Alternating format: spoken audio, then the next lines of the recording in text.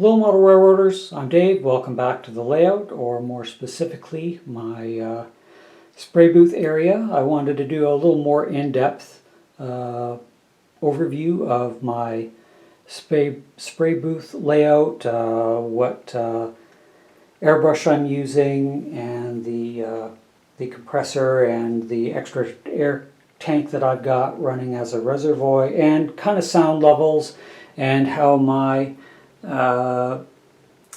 exhaust fan since I've modified the spray booth from the way it originally came to run off of an exhaust that vents outside, how that all works. And one of the upgrades that I had to do in regards to the spray booth. So let's talk about that upgrade first. As you can see where I've got my light here, it does cast a definitive shadow line in the spray booth, and that can sometimes, as you can see, there's a lighter area at the bottom where I believe that I've sprayed it appropriately, but I don't have 100% coverage. That it's just hard to see if it's back in the shadow bit. So what I did, and I'm going to tilt you up here, is I made my own LED light bar, and that was some LEDs that I had left over the strips from the lighting project above the layout, and the deck bracket that I had bought to help solidify some of the mechanics of that span of the LED lighting that I utilized it to as a base to mount those LEDs to. I had a 12-volt power supply available to me, so I wired that all in, and let me turn the light switch on, and then you can see the change in the... So through the viewfinder I can still see a shadow line in this area, though visually it's not as predominant. So I've not affixed or mounted the bracket permanently in place, because I'm not sure if I'm going to need, instead of it shining straight down in the front, to maybe follow the line of this edge at the base and shine in this way. I haven't determined the appropriate ideal positioning for it yet, so once I do, I'll fix that in place. I also don't want the bracket in my sight line either, so when I am spraying, so that's something that I have to take into consideration to find the optimum location before I solidify its positioning. The venter motor is out of a furnace, an old furnace. I picked it up some time ago. I don't remember the specifics of it. But as you see, the motor is mounted on the outside, so only the fan blades are coming in contact with the airstream. So that allows me to run oil-based paints or solvent-based paints if I wanted to. Now, predominantly I use the Vallejo acrylic, and here you can see my selection of primers that I purchased.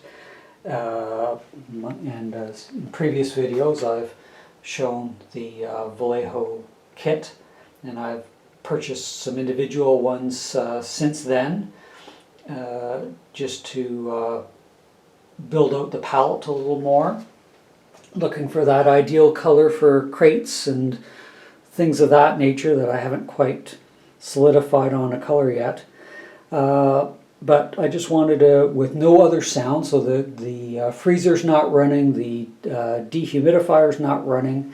So let's get a sound level of, and I'm going to shut this light off just so that we're not washing out the the cell phone with the little decibel meter. So as I'm talking with no other background noises, we're up in the 70 to 80 range. Now I'll be quiet and let's see what we drop down to.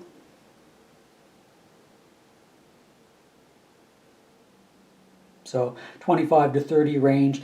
I can say that when the dehumidifier is running or the freezer is running, the sound is in around a 50 range. Now with no other sound going, I'm going to just put the airbrush kind of fairly close to the camera here, but not close to the sound meter, and I'll be quiet and we'll see what that is.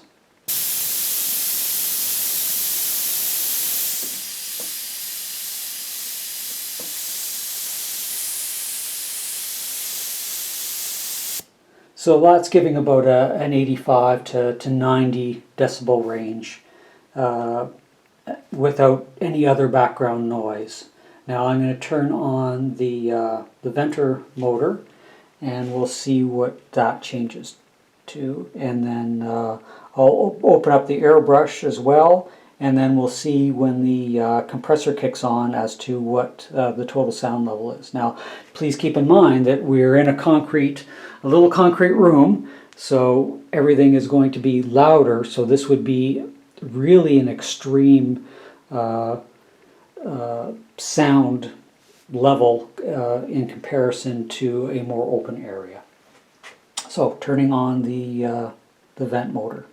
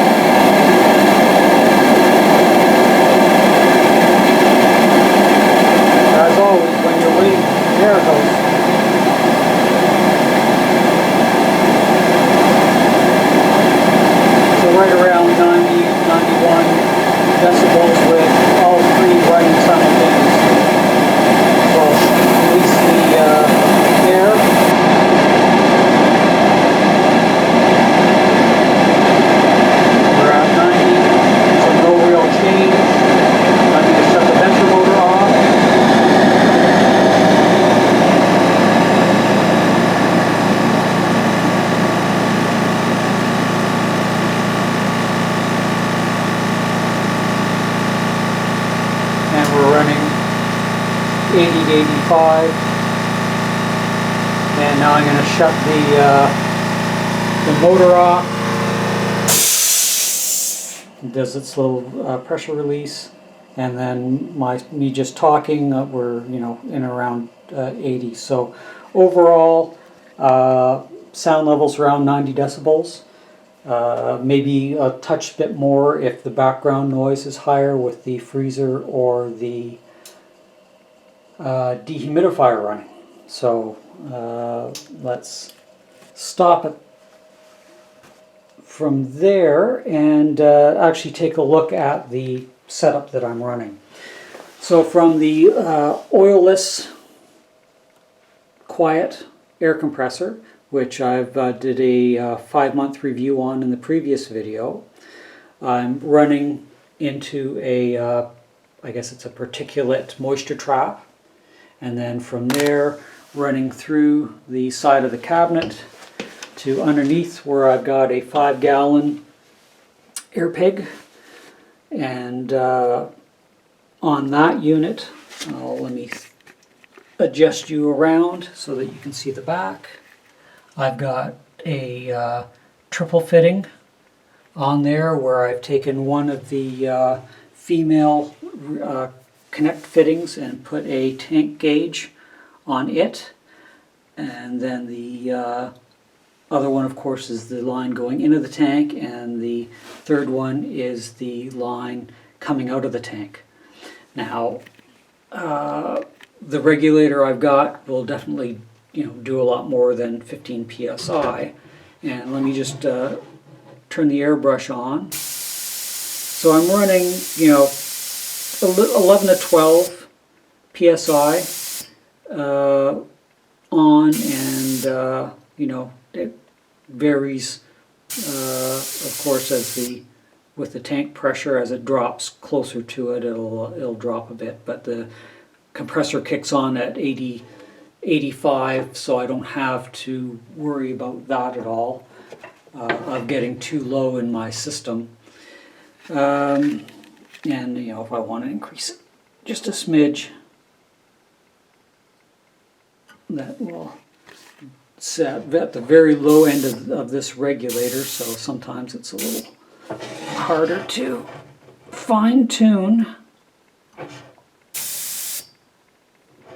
But usually 12 closed, 15 static pressure is what that gauge is normally reading. Now, I did do some measuring, and I could add in another 5-gallon tank beside this one and chain them up to give me 11.6 rather than 6.6 gallons of reserve air. I don't know if I'm going to do that or not, because this is working just fine. The compressor will turn on at around 85 psi, and it shuts off at 120.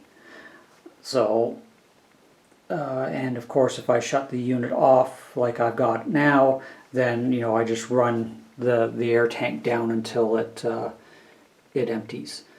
And from there, I'm running up. I believe it's a 10-foot hose up to the airbrush, which, if I can get the light to shine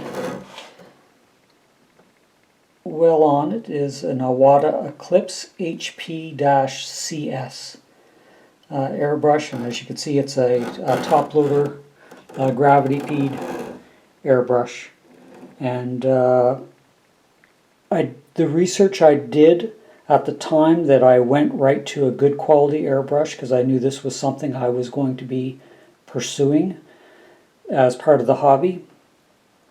So I didn't buy a cheap one and then have bad results and get discouraged. I went right to a fairly good airbrush. Now, I did replace the, I believe it's a 0.3 millimeter needle with the 0.5 millimeter needle and tip. You have to replace them as a set of the needle itself and the nozzle that's in the tip of the airbrush. And I've been predominantly doing everything with the 0.5 millimeter needle and tip, and I have no issues airbrushing Vallejo primer, which is the more thicker stuff, at 15 psi. So Vallejo does recommend a higher pressure, up around 25 psi. I'm not having the issue, so I'm not going to worry about it. If I do want to run a higher pressure, I of course have to change out the gauge on my regulator. So, it's what's working for me. I'm just going to continue with it, though I do use the airbrush, the Vallejo airbrush thinner. And as I said, in previous videos, I'm spraying on, and this is your plastic, so that is the Smoothcast 310, two-part plastic, and the paint goes on just fine on that. And this larger tank is actually Ultra Cal 30, and I'm having no problems with the primer covering and then paint going on top of the primer of that. So that's it. That's my setup. As I mentioned, the previous videos I went over the upgrading the spray booth and doing this whole project of piping that outside, utilizing the cold room as a air booth space. Purchasing this style, I know if you look on Amazon, they've probably got 5 different manufacturers. Even the hobby shops will sell essentially the same booth. It's just got a 12 volt big computer style fan in the back that causes the air draw. The newer ones now, since I purchased this booth, do come with an integrated LED light in this area, which hopefully, you know, lights up the your work area appropriately, and you don't have to make a solution like I had to. Otherwise, my air booth setup for the Airbrush is I'm finding working very well. I've got lots of clean plastic castings to work on, and it's working well for me. If hopefully you find this information useful. And till the next video, which I'll get into talking about some of the things I've got here and there, I'm going to say goodbye for now, and I hope everyone is staying safe and is still healthy with all this coronavirus floating around at the moment. So, till the next video, I'm Dave. Bye for now.